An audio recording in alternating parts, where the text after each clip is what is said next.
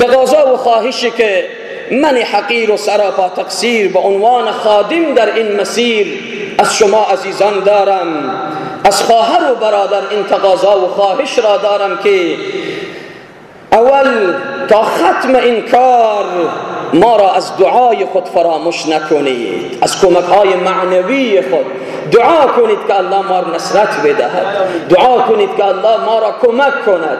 ما خود مالی نداریم، همین جان داریم وقف کردیم در همین مسیر تا فدا بشود. دعا کنید که الله از ما کار بگیرد و ما را در این مسیر ثابت قدم داشته باشد. کمک معنوی بالاتر از کمک مادی هست. شما که دعا کنید الله باز خیرینه که پولشان پاک و صفا هست، الله اونها رو باز سرگردان میکنه. این عقیده و باور ما هست. ما دیدیم، مشاهده کردیم، تجربه کردیم که وقت دعا صورت گرفته الله سبحانه و تعالی دروازه های خیر و برکت را باز کرده هست. و من یتق الله یجعل له مخرجا. این فراموش نکنیم. ما از شما در قدم اول تقاضای دعا داریم. کمک های معنوی خود را که دعا هست از ما دریغ نکنید. دوم، هر کسی که سرمایه پاک و صفای دارد سهم بگیرد در اعمار خانه الله.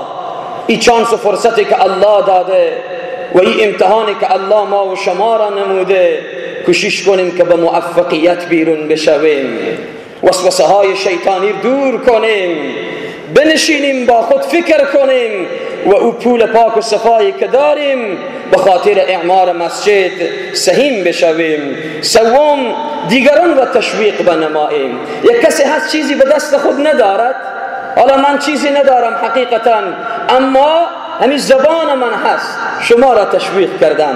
شما دیگران را تشویق و ترغیب بنمایید. یک شخص خیری را میشناسید، برایش بگویید فلانی برو به گازرگاه شریف اعمار مسجد هست، اونجا سهم بگیر که خیر بزرگ نصیب تو بشود.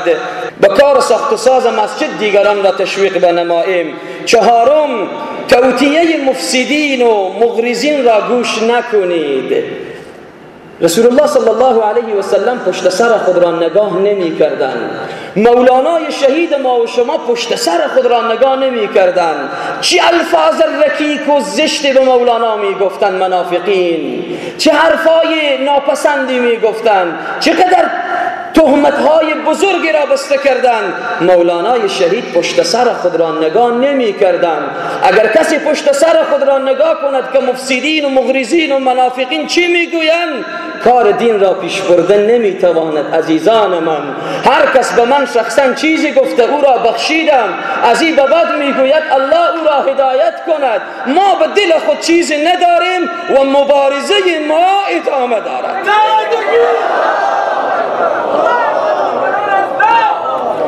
و این را اضافه می کنم، هر کسی که از شما عزیزان کمکی به کار اعمار مسجد می نماید، رسیدی از بنیاد برای خود بگیرد. بدون رسید کمک خود را به جای ندهد. به او رسید، به او دستچک نوشته هست، نام، آدرس، شماره موبایل، نوعیت کمک، هدیه هست، صدقه هست یا زکات. زکات را وضاحت میدم. پول زکات به اعمار مسجد جایز نیست، اما اگر کسی زکات بدهد به بنیاد قبض میکند و باز همون پول بالای مسجد به راحتی مصرف میشود. این فتوای مفتی صاحبان هست، این فراموش نکنیم. هر کس کمک میکند رسیدی برای خود بگیرد. هر کس کمک میکند بدون رسید کمک خود را تسلیم نکند تا شفافیت کامل به کار ما و شما باشد. هیچ کسی را ما داخل بازار فعلا نداریم که کمک جمع‌آوری کند. هر کس از آدرس گازرگاه و بنیاد کدام جای دیدید که کمک جمع‌آوری میکند، فوراً به ما خبر بدهید، چون چنین کارهای صورت گرفته و اشخاصی که سوء استفاده‌گر بودند از این فرصت سوء استفاده های خود را نمودند. دیگر نمیخواهیم که ما گزیده شویم